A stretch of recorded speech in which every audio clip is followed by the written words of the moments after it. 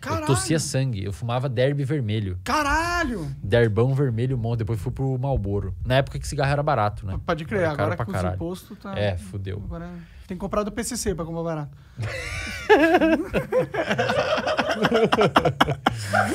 E aí, cara, o que aconteceu? Em algum momento da graduação, eu desci de um busão, voltando da facul, e, cara, eu conto lá no bagulho também. A minha graduação, cara, até o 5º período da graduação, eu não lembro de nada, velho. Eu nem tinha carteirinha da faculdade, eu nem tinha carteirinha da biblioteca. Caralho, você era um monarquinho. Até eu era um monarquinho. Até o 5º período da graduação eu era um monarquinho. Era truco no bar, maconha, antes de ir pra aula, um fininho pra dar uma segurada. Bem fininho, fechava uns bem fininho, porque daí você podia fumar inteiro, não dava uma brisa tão forte. Assim. E era assim minha vida, cara. Aí no 5º período, eu desci do busão e tava indo pra casa a pé, de noite, eu estudava de noite. E, cara, era 2 quadras e uma leve inclinação. Cara, eu cheguei em casa, velho, suado. Cansado. E, não sei, cara, ali me deu um negócio assim, acho que eu já tava meio exausto do que tava acontecendo, tava me sentindo meio zoado. Eu não conseguia, Monark, pra você ter uma ideia, bicho. Eu não conseguia fazer pergunta em sala de aula até esse período, porque eu tinha muita fobia social. Eu não conseguia perguntar na sala de aula. Na verdade, não é fobia social, porque eu ia pro bar interagir e tal. Especificamente dentro do contexto de sala de aula, eu não conseguia me desenvolver e tirar minhas dúvidas. Tinha uma paranoia, uma insegurança. Eu me achava muito burro, cara. Muito burro. Pra caralho, assim. Tinha uma crença de burrice. Por que você achava burro? Sei, cara. Acho que minha adolescência toda foi meio zoada, assim, nos quesitos de amizade. No ensino fundamental sofri um pouco de bullying. Estudei em escola pública, então é uma parada... Pode crer. Não, eu entendo isso. Eu sofri bullying, eu sei como que... Então, assim, não sei. Eu sempre fui muito inseguro, assim. Não me achava uma pessoa muito foda, assim, muito boa. E aí, o que me salvou foi a bebedeira. Então, cara, na bebedeira eu era descolado. Eu era o cara que virava a latinha de cerveja mais rápido. Eu fumava. Eu chegava tudo no bar, todo mundo me conhecia.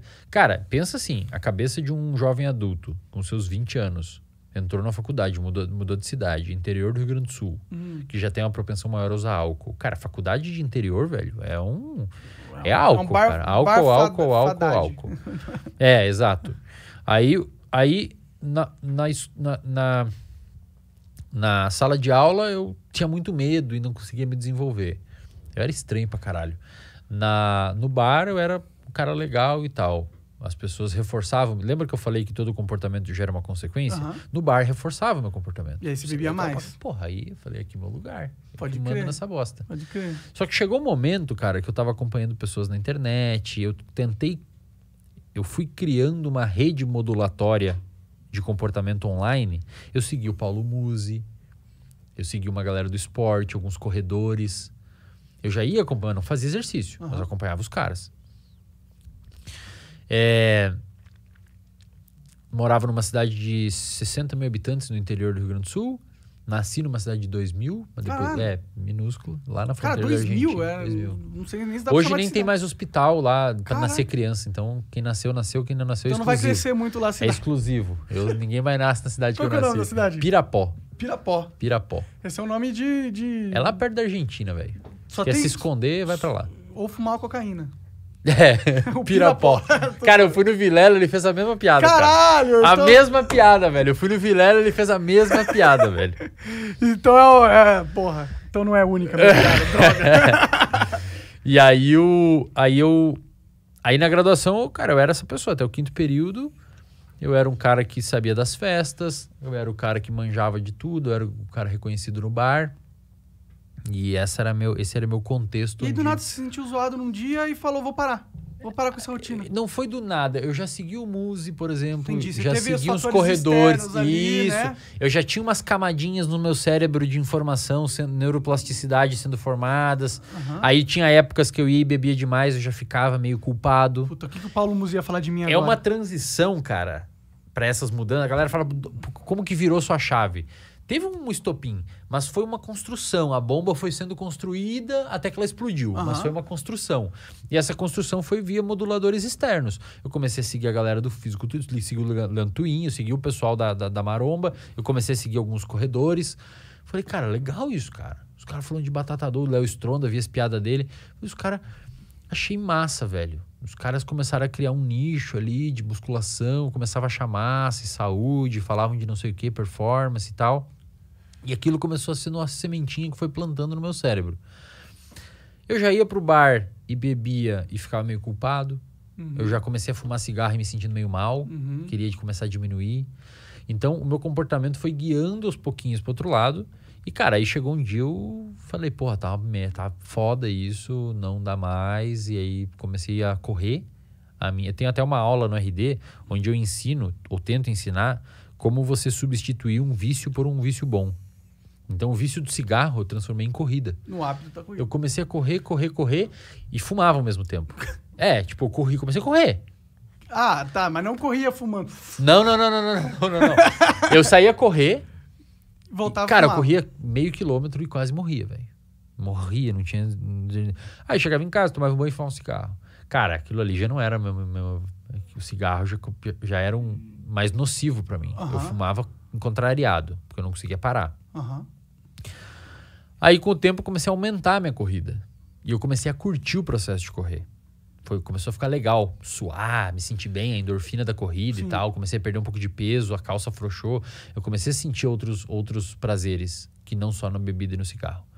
E chegou um momento que o cigarro estava atrapalhando minha evolução na corrida. Eu comecei a correr 5 km, eu fumava só quinta, sexta e sábado e domingo. E o cigarro, eu percebi que eu não evoluía na corrida por conta do cigarro. Aí eu comecei a ver o cigarro como nocivo. De verdade, estava me atrapalhando. Eu tava vendo que ele tava me atrapalhando. Você queria correr mais, você queria ter... E o cigarro travava. Então eu comecei a conseguir finalmente liberar o cigarro e cada vez eu corria para substituir aquilo. Pode crer. E aí assim eu fui mudando. Comecei a estudar. Eu comecei a perceber que conhecimento é poder. Quando você tem conhecimento... Por exemplo, eu tô aqui hoje porque a gente não se conhecia. Sim. Você não me trouxe aqui porque você me conhecia e quer me divulgar. Trouxe por causa do seu conhecimento. Exato. Você quer ouvir eu falar, quer que eu fale pro seu público, quer que eu te ajude, Você que eu vai dar um ajude bom as papo pessoas. e é o meu trabalho, ter bom papo. Exato. Então todo mundo ganha e você ganha, eu ganho, todo mundo sai ganhando. É uma troca justa, uma troca honesta, mas o meu conhecimento me trouxe aqui. Verdade. E na época eu percebi, não que eu ia chegar em lugares assim, mas eu percebi que, cara, eu percebi assim, todas as pessoas que eu escuto e que eu admiro sabem algo. Ou executam um comportamento legal, ou falam uma coisa massa. Sim. E aí eu comecei a perceber que conhecimento te abre portas. E eu lembro que eu fui apresentar um trabalho uma vez e eu mandei bem no trabalho. E aí eu me preparei e tal, quase desmaiei de ansiedade, mas eu consegui me desenvolver bem na apresentação de trabalho. E eu recebi em troca dos professores e de um grupo específico de pessoas da minha turma, que eram mais próximos a mim. Estamos presos aí? Caiu a... Não, ainda não. E aí eu recebi, depois que eu apresentei bem o trabalho, algo próximo ao que eu recebia no bar. Tá ligado? Entendi. Aí você trocou um estímulo por outro. Eu comecei a entender que não era só lá que eu podia ser legal, Pode eu podia crer. ser foda. Eu entendi que no campo do conhecimento eu também podia obter reconhecimento. E a recompensa a longo prazo do conhecimento é bem melhor do que beber e encher a cara pra caralho. Exato. E aí eu vi que eu conseguia desenvolver melhor com as minas. Que as minas achavam Você tinha uns papos interessante. interessantes pra trazer pra elas. Vou comer uma galera. Pensei na hora, vou comer um pessoal. Eu falei, Tá certo. vou comer um pessoalzinho lendo esse livro aqui. Eu vou ler esse livro e vou comer alguém. Você achando que pra você comer alguém você tem que beber, não. Lê um livro que você vai comer alguém. Cara, entendeu? Sim. Então, assim, a gente fala brincando, mas eu comecei a entender... mas é verdade, Eu comecei a entender que, cara, eu conseguia ter E você ainda vai recompensas... comer gente muito mais legal do que as pessoas que estão interessadas em só porque você enche a cara, ela tá interessada em você. Ela não vai ser uma pessoa tão legal quanto a pessoa que tá interessada em você por causa do que tem na sua mente. Conhecimento e tal. Eu basicamente comecei a entender que conhecimento me traria uma recompensa social muito fodida. E, aquilo ali, quando entrou aquilo na minha cabeça, eu comecei a estudar pra caralho. só estudar. Estudar, correr.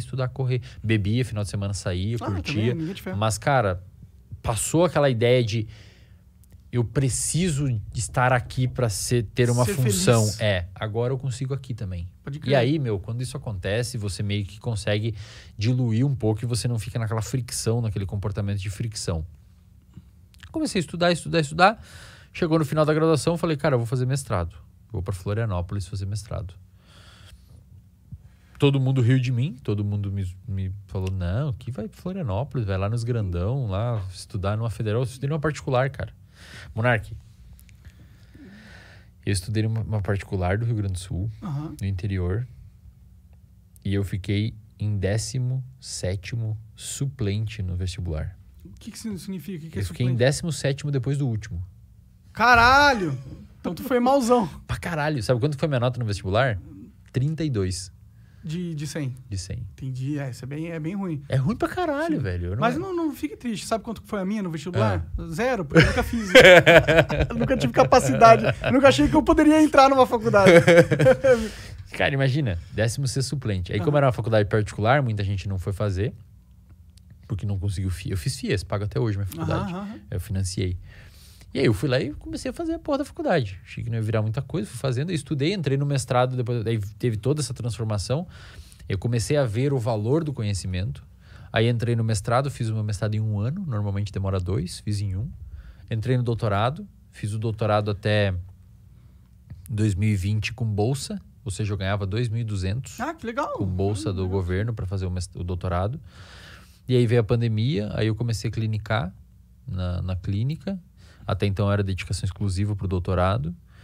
E aí, cara, aí começou a virar a minha vida, né? Aí a primeira pessoa que me chamou para um podcast foi o Petri. Pode crer? O Petri lá onde era o Flow, Deriva, na casa lá, sim. na Deriva. E, cara, quando eu fui no Petri, a minha vida mudou para sempre, cara.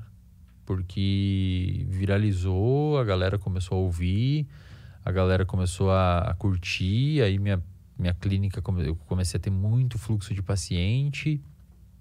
E aí me chamaram para outros podcasts, e aí eu fui falando sempre esses assuntos que eu falo aqui. E hoje eu tô aí com essa escola de 40 e poucos mil alunos.